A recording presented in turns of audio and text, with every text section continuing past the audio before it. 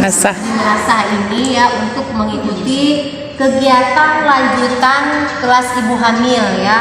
Nah, materi pada hari ini, materi yang kemarin kita sudah bahas, baik yang menyangkut dengan kehamilan, baik yang menyangkut dengan keluarga berencana ya. Nah, hari ini bayi sudah lahir, otomatis yang menyangkut dengan pemberian ASI eksklusif pada bayi ya. Kita harus tahu dulu nih apa manfaat ASI bagi ibu dan bayi. Nah, bagi si ibu kan apa yang kita tahu nih? Dua, ibu dan bayi. Kalau bagi si ibu untuk apa nih manfaat ASI?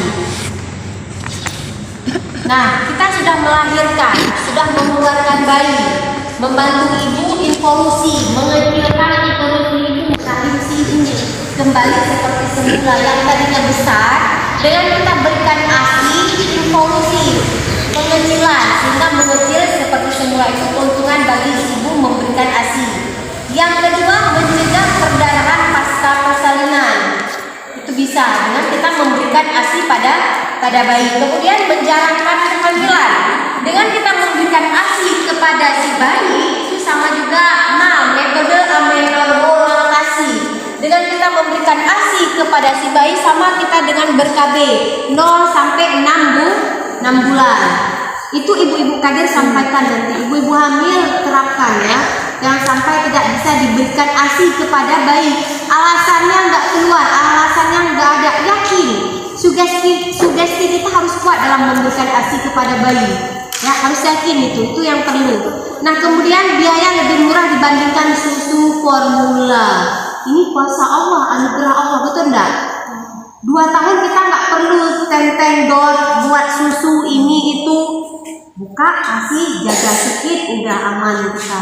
Gimana perjalanan? Nggak perlu kita sajikan susu dulu. Sudah ada yang Allah berikan istimewa. Lebih sehat buat anak kita, betul enggak? Salah satu mengurangi faktor resiko buat si ibu terhadap SAM dan kanker payudara adalah dengan memberikan ASI. Faktor resiko bagi kita perempuan yang tidak memberikan ASI, tidak pernah menyusui, itulah resiko kena SAM dan kanker. Itu faktor resikonya. Maka berikan ASI kepada bayi. Bagi si bayi, keuntungan bagi si bayi untuk apa?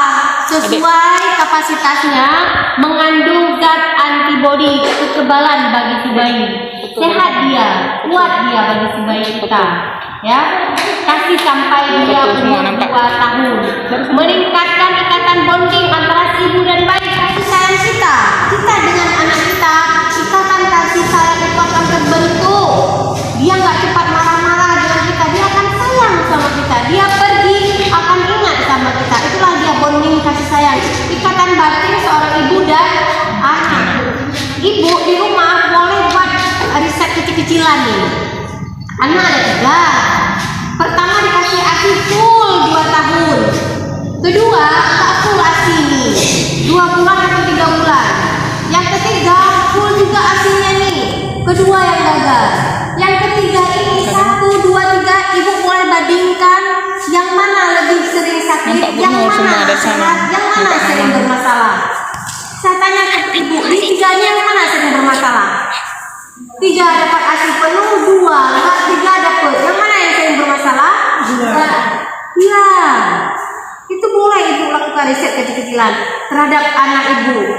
Mana yang lebih sering sakit? Mana yang full ASI? Mana yang diimunisasi? Mana yang enggak diimunisasi? Itu boleh dibandingkan sendiri. Ya, itulah dia kegunaan dari pemberian ASI secara sempurna dari 0 sampai 6 bulan ASI eksklusif. Dari 0 sampai 2 tahun ASI dia yang seutuhnya, hak dia harus kita berikan, kita jaga. Dengan gimana? Kita seorang ibu harus konsumsi sayur dan buah, nggak boleh kita biarkan ya. Makan yang teratur, minum air putih yang banyak. Nah, kemudian mendukung tumbuh kembang anak yang optimal. Anak dapat ASI, tumbuh dan berkembang sesuai dengan umurnya. Jangan sampai anak kita malnutrisi, kekurangan yang namanya protein, karbohidrat, air dan yang lain semua kurang. Kalau udah yang namanya malnutrisi, larinya kemana? Penyakit kronis, infeksi kronis, ya menahun dia, itu udah masalah besar. Larinya kemana? Stunting, ya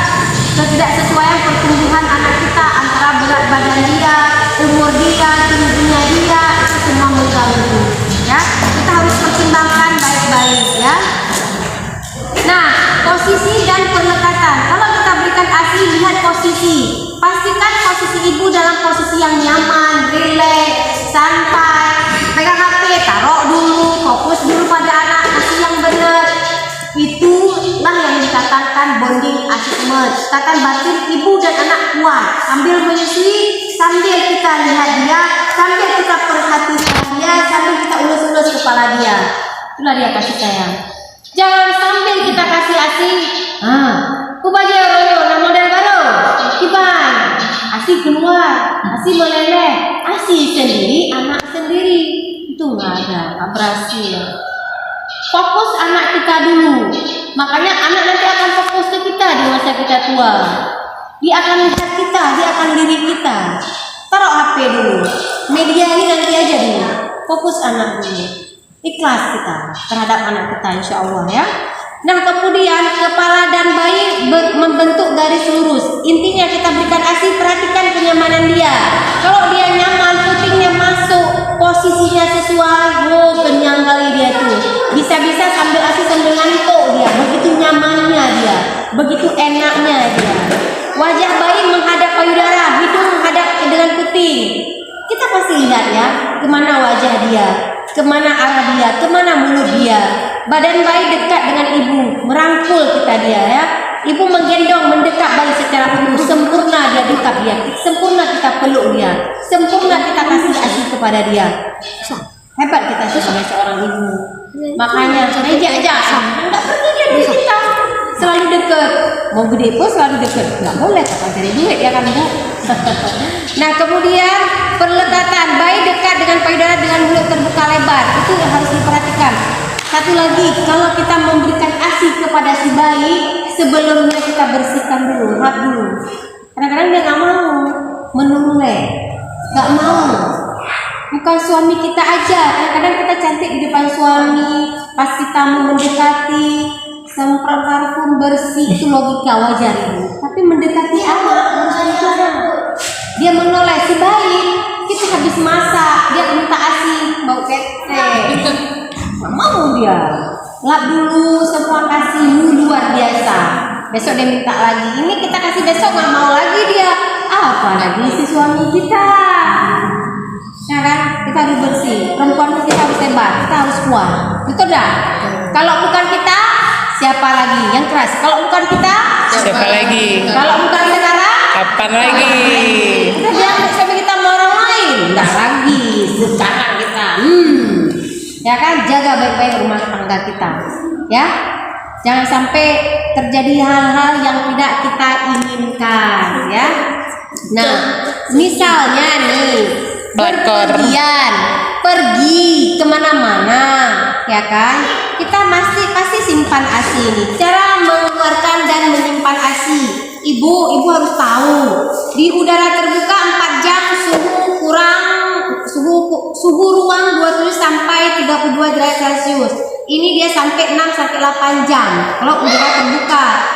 Misalnya kita menyimpan nih, ya kan, banyak ASI, kita perah, habis itu kita simpan di lemari es 48 jam sampai 72 jam, 3 hari bisa. Suhu 4 derajat Celcius. Kalau di freezer di atas kita simpan ASI, kan sering muncul pertanyaan, 2 minggu boleh, 3 bulan boleh, 6 bulan boleh. Kalau 3 minggu suhunya 15 derajat Celcius, 3 bulan suhunya 18 derajat Celcius, kalau 6 bulan 20 derajat Celcius. Begitu luar biasanya ASI kita, Kak. Sangat luar biasa. Susu formula kita buat sebentar aja udah bersih, betul enggak? Anugerah Allah sampai 6 bulan, cuman perlu perlindungan dia dalam suhu yang dingin. Nih, sampai segini yang saya sampaikan, ada enggak yang mau ditanyakan? Ada enggak kakak-kakak kami, ibu-ibu kami, kader-kader kalian, ada enggak? Satu lagi, kalau kita berikan ASI sudah selesai, jangan lupa sendawakan dia, tepuk dia. Ini berakam, lipat, penuh perasaan kita seorang ibu. Tuk. Mantap dia, kenyang, enak kali boboknya. Tapi jangan lupa dibaca kamu lagi, kasih ASI lagi, ya. Kan sering kita sendawakan dia bunyi, itu bagus sekali, ya. Oh, ya, jangan lupa. Nah, apalagi yang ada nggak yang mau ditanyakan nih? Ada? Kan ada tuh yang keluar rumah. Bumbung ya. Kenyang. Kenyangan ya Bu Intan, kenyang dia. Habis itu terlalu kepenuhan. dia ASI ya. Biasa bayi-bayi baru lahir tuh ya. Iya, itu biasa bayi baru lahir yang memang dia Beradaptasi. adaptasi dari dalam dan keluar. Dalam perut si ibu, keluar perut ibu dia beradaptasi. Ada juga nanti bayi akan mengalami kemerahan di pipi, di selangkangan, di leher, itu adaptasi dengan dunia luar, itu sering. Ibu jangan khawatir. Yang penting jaga kebersihan dia, kemudian keringkan dia, jangan lembab, jangan taruh bedak di tempat hal seperti itu ya. Bayi itu sensitif dia, terjadi perubahan pada kulit dia, itu wajar. Iya, itu wajar. Apalagi di pipi nanti kita berikan ASI, pipi ini putih, selak putih ini kan bentuk itu nggak apa-apa. Dia meruam, dia ASI yang kita berikan, pipi ini lengket dengan payudara kan, gesek-gesek, nggak usah khawatir, hilang sendiri insya-Allah. Nah itu dia, ya. Nah adik-adik kita nih yang ini ada dikasih ASI nggak sih ibu? Luar biasa, hebat. Kita seorang ibu baru dikatakan hebat, kita memberikan ASI yang luar biasa pada anak kita. Ya. Ada lagi yang mau ditanyakan? Ada ibu-ibuku sayang? Kita sudah menyusui, sudah selesai masa menyusui kan? Ini apa diperas atau dia ini itu aja? Berhenti sendiri ya. Setelah 2 tahun kita sudah selesai ya. Sapi. Sudah selesai pemberian ASI 2 tahun, terjadi pembengkakan itu masih produksi ASI ya. Nah nanti pelan-pelan dia akan hilang sendiri. Kalau terjadi nyeri masih dia berproduksi itu wajar, masih adaptasi untuk pelan-pelan sampai dia hilang. Kompres hangat aja, kompres hangat, habis itu dia keluar sendiri, itu kita nggak berikan lagi. Semakin kita berikan, tadinya waktu dia di bawah 2 tahun semakin produksi. Ini nggak kita berikan lagi, berarti dia nggak produksi lagi. Produksinya ini sudah kita buang, besok ada sedikit lagi udah kita nih, Kak buang Nur lagi lagi. ngomong nih. Sedikit lagi kita buang lagi. Sini nanti terus, akan bawa hilang dokter Nisa, dengan bawa dokter Nisa. sendirinya. Itu caranya dia. Yang penting Oke. kompres, Yuk, kalau sakit, yuk. disertai nyeri, minum obat anti nyeri. Gitu dia. Gampang dia insya Allah. Yang penting kita perempuan harus bisa cari solusi. Ada Bu Intan, kita ke puskesmas, jangan sampai terjadi masalah. Memang masalah kita perempuan adalah sering terjadi yang namanya bengkak payudara ya, bengkak, ASI nggak berhasil, ASI nggak keluar, terjadi bendungan ASI, terjadi mastitis akibat dari pemberian ASI yang tidak sesuai Salah. posisi ya. Tuh dia. Ada pertanyaan lain? Kita kan anak kan dekat. Iya. Jadi kemudian pada si adiknya kan si abangnya nggak bisa kita kasih lagi. Iya. Apa bisa kita lanjutkan? Iya. Kira-kira berapa? Nggak full 2 tahun. Masa pemberian si abangnya apa kita hentikan karena kita akan hamil anak kedua? Iya. Iya, itu pertanyaannya sangat bagus. Makanya di sini saya tekankan kali kita hindari 4T, terlalu dekat, terlalu jarak, terlalu tua, terlalu muda, terlalu dekat. Kita belum lagi anak 2 tahun. Jangankan anak kita 2 tahun, 3 bulan kita, anak kita bayi masih asli-aslinya dia, masih asli eksklusif, hamil lagi kita. Itu stop berikan ASI kepada anak kita.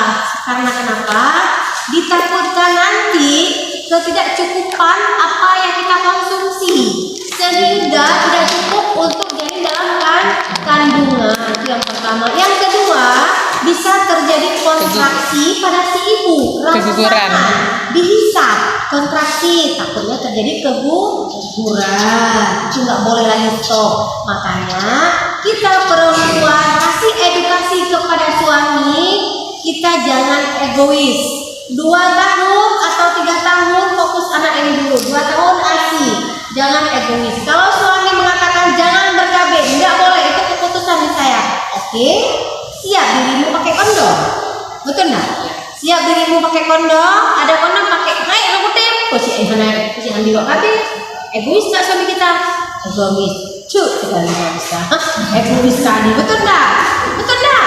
Dia nggak mau pakai kondom, kita disuruh nggak lebih egois lah dia. Jadi gimana, mau pakai kondom silakan, ambil sama Bu Nur di puskesmas. Bu Nur kasih sama Bu Intan, pakai si suami. Yang namanya coitus interruptus, habis kita berhubungan, pencet keluar, buang keluar, ada jaminan. lalai kita terbuai kita. Lagi enak-enak lu dan itu. Pada tanggal, tahu-tahu bulan depan hamil lagi. Bobolan. Kebobolan. Kehamilan yang ideal adalah kehamilan yang Rencanakan. Kehamilan yang tidak direncanakan contoh pranikah, ya kan? Sebelum nikah udah hamil. Yang kedua gagal KB. Yang ketiga drop out, tidak ber-KB. Itu nggak boleh. Kalau bukan kita yang menggunakan kontrasepsi, Siapa lagi? Jawab sekarang. Kalau bukan kita yang menggunakan kontrasepsi, siapa lagi?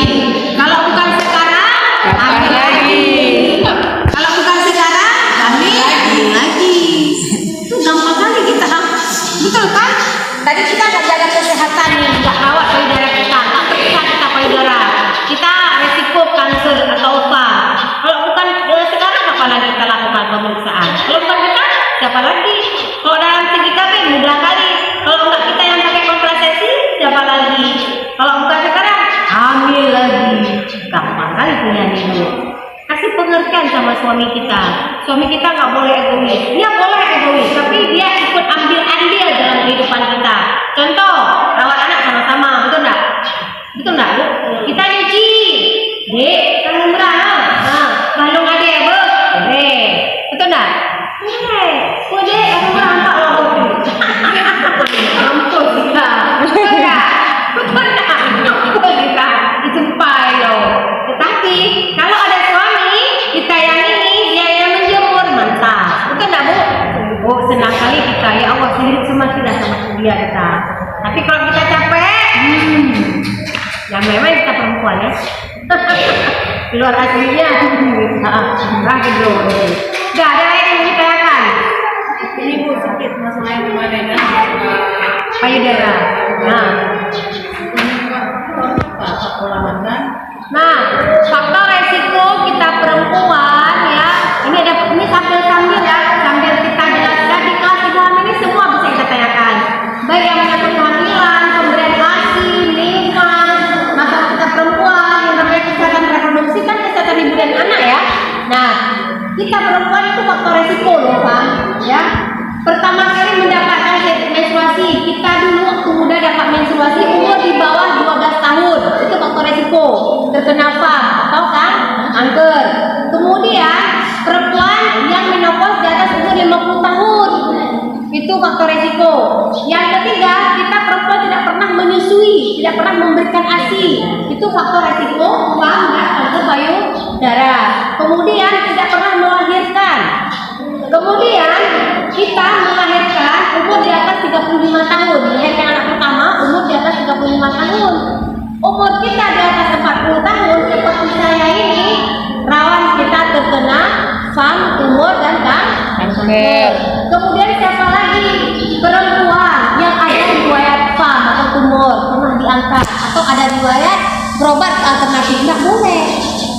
Nggak boleh, ya.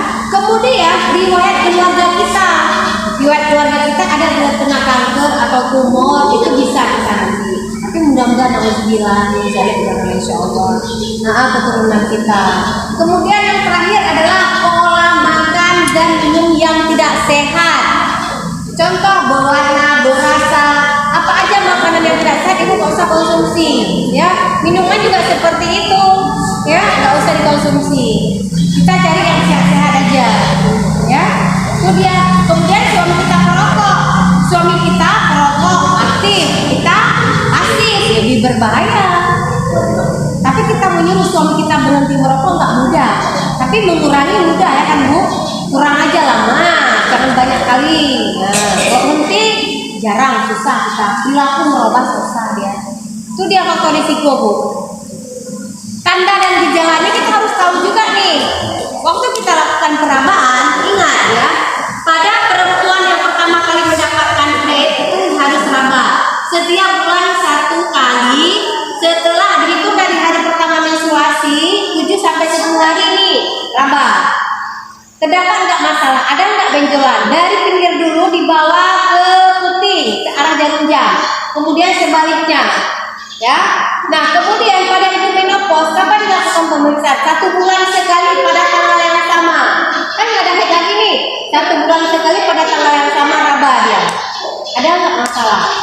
Ada pertanyaan lagi nih, ini kami gunakan kontrasepsi, suntik, pil, nggak ada haid gimana caranya? Pakai implan nggak ada haid gimana caranya? Tetap setiap bulan yang sama pada tanggal yang sama raba dia. Ada nggak perubahan? Apabila didapatkan pembengkakan pada kelenjar, ya ada kelenjar di payudara kita ini produksi asam yang ada yang bengkak, nggak sesuai dengan simetris kiri kanan itu harus merah tanpa alasan harus seperti menyerupai kulit jeruk berpori-pori kita harus di sini di payudara kita tekan putih keluar cairan kita nggak kasih ASI ada apa nggak boleh simpel kan dia takaran gejalanya itu dia. Bagaimana penanganan untuk mencegah tidak terjadi kanker payudara? Istirahat yang cukup, olahraga, kurangi lemak di tubuh, kurangi makanan yang tidak sehat, Gula-gula. gula-gula itu kurangin, ya. Kita perempuan tuh memang resikonya tinggi ibu, tapi kalau kita bisa menjaga diri sendiri, alhamdulillah luar biasa, ya. Nah, ada yang mau ditanyakan lagi? Ada? Yang normal bagi remaja dan sebulan kita sebulan 2 kali apa sebulan sekali. Nah, kalau itu kembali kepada bagaimana siklus head kita, ya, pola menstruasi kita. Apakah dia siklus menstruasi kita sebulan 2 kali atau 1 bulan sekali? Itu nggak bisa kita pastikan. Itu tergantung dari individu masing-masing. Kalau kita lihat dari siklus menstruasi, nah seperti saya nih siklus menstruasi saya tetap sebulan sekali, tetapi selalu lambat. Ya turun dari tanggal. Iya. Iya. Iya. Itu tergantung dari individunya lagi, tidak masalah. Itu termasuk sehat juga. Dia kan ada yang tipe 21 hari, 28 hari Iya, siklus betul. haidnya. Ada siklus menstruasi kita 28 hari, ada yang 30 hari. Itu tergantung dari individu masing-masing. Nah, kita nggak bisa patok nih. Oh ini kurang sehat saya bulan ini gini, nggak bisa saya. Itu kembali kepada individu masing-masing. Bagaimana siklus menstruasinya, bagaimana siklus hormonan dia. Itu. Karena kita perempuan banyak nih hormon estrogen, progesteron, ya kan, prolaktin, oksitosin, banyak nih. Marah kita hormon apa di sini yang muncul? Nah, ya kan? Hormon adrenalin kita meningkat marah. Coba kita perhatikan, kalau kita lagi stres, marah, pasti mennya banyak. Kalau kita stres nih, marah, ada masalah rumah, nggak dapat haid, bulan depan baru dapat. Betul kan Bu? Semua mempengaruhi terhadap kehidupan kita. Semua mempengaruhi terhadap siklus kita. Jadi kita enjoy aja, nggak usah masak, nggak usah dipikirin tuh. Enjoy, santai. Yang penting kita sekarang kalau ada masalah cari solusi masalah, ya. Strategi problem fokus untuk mencari solusi terhadap masalah yang kita hadapi. Jangan lari kita dari kenyataan. Jangan kayak masalah apa baru-baru nih yang anak-anaknya digorok tuh tahu kan? Nah, masalah himpitan ekonomi kan nggak logis rasanya. Boleh dipikirkan? Nggak boleh saya. Kita segera sesuatu kembali ke sana itu enggak? Pikiran. Ya. Langsung kita berzikir, langsung kita memohon sama Allah. Karena kita kalbu hati kita dibolak-balikkan sama Allah kan? Kita mohon perlindungan sama Allah itu yang utama. Oke, terhadap yang saya jelaskan udah dimengerti atau dipahami ya? Tunggu Dokter Nisa Kak. Udah ya? Udah ya? Ada yang mau ditanyakan lagi? Silakan. Nah, tanya Tadi kita bilang haid kita itu tergantung dengan hormon kita. Iya. Kadang-kadang kita mau haid itu kadang Payudara sakit ya, iya. Pentilnya kadang-kadang Bengkak, ya. Kenapa tuh? Nah, setiap kita mau mendapatkan menstruasi, kita ada tanda-tanda dan gejalanya, betul enggak? Oh, ini saya mau dapat haid nih. Kok payudara udah mulai nyeri? Kok putihnya udah mulai sakit? Kayaknya besar gitu ya. Nyeri.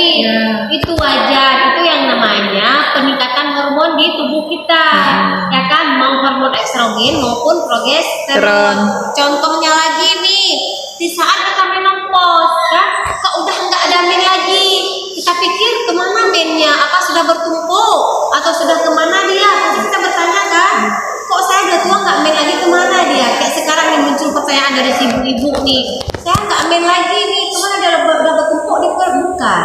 Berarti ketidakseimbangan antara estrogen dan progesteron. Begitu juga di saat menopause, nggak amin lagi hormon estrogennya udah nggak ada lagi.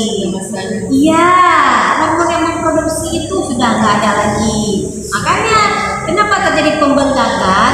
Terjadi peningkatan hormon estrogen dan progesteron membengkak. Normal. Gejala hal yang normal, sakit pinggang, kan Bu? Ada yang pusing, ada yang mual, tergantung dari bawaan Yeah. individu masing-masing, nggak apa-apa. Makanya kalau kita lagi menstruasi, disuruh periksa itu dihitung dari hari pertama menstruasi, kita ambil ke-7 atau ke-10. Biasa kita dalam hari 7 hari udah habis men ya. Hari ke-10 kita hitung, kita periksa. Dia. Bagus sekali pertanyaannya. Ada lagi? Usia menopause itu biasanya berapa? Udah menopause. Usia menopause itu dihitung dari men kita dapat pertama. Di SMP apa SD gitu. Iya, kok biasanya 10 tahun kita udah dapat anak. Bisa 10 Cepat. tahun, 12 tahun kan. Lebih cepat menopause, nggak ngaruh. Dari makanan semua. Olahraga. Apapun yang terjadi tergantung dari individu kita masing-masing, bawaan kita masing-masing. Nggak pengaruh itu. Intinya kita Ngerasa, jaga ya? kesehatan kita aja. Pola hidup kita yang harus sehat, ya. Nggak masalah itu, nggak masalah. Cegah yang namanya faktor resiko kita cegah aja. Misalnya nih kita waktunya istirahat, dan kita bebankan dengan aktivitas kita. Jangan kita bebankan dengan pekerjaan kita. Jangan kita bebankan dengan pikiran masalah kita. Semua kita punya masalah. Selagi kita masih hidup, kita masalah aja nih. Betul nggak? Ujian hidup. Kita menghadap sang ilahi sudah habis masalahnya. Tetapi ditanyakan lagi sama Akhirat. apa yang kita bawa. Iya. Betul nggak Bu? Hidup kita ini kalau kita kaji-kaji semua terbuai kita dengan dunia ini. Tetapi walaupun itu kita nggak boleh juga mikir hidup kita, ya kan? Mikir sambil kita mikir hidup kita, sambil kita beribadah, insya Allah. Ada lagi? Ada lagi, bagus sekali ini pertanyaannya, yang suka saya menyangkut dengan kita perempuan semua nih. Ada? Katanya kita kalau udah menopause, kita kalau hubungan sama suami sakit. Apakah itu betul? Karena nggak ada itunya. Cairan. Oh iya, kalau kita menopause memang sering ada keluhan permasalahan di masyarakat, Bu. Kalau kita berhubungan dengan menopause, kok udah nggak enak lagi, kok udah nggak izin lagi, kok udah nyeri, itu wajar. Itu hal yang wajar kita alami. Kita sekarang boleh masih bisa berbahagia karena belum menopause. Pas saat kita menopause, kita sudah menghadapi, kita pasti mencari solusi. Betul nggak?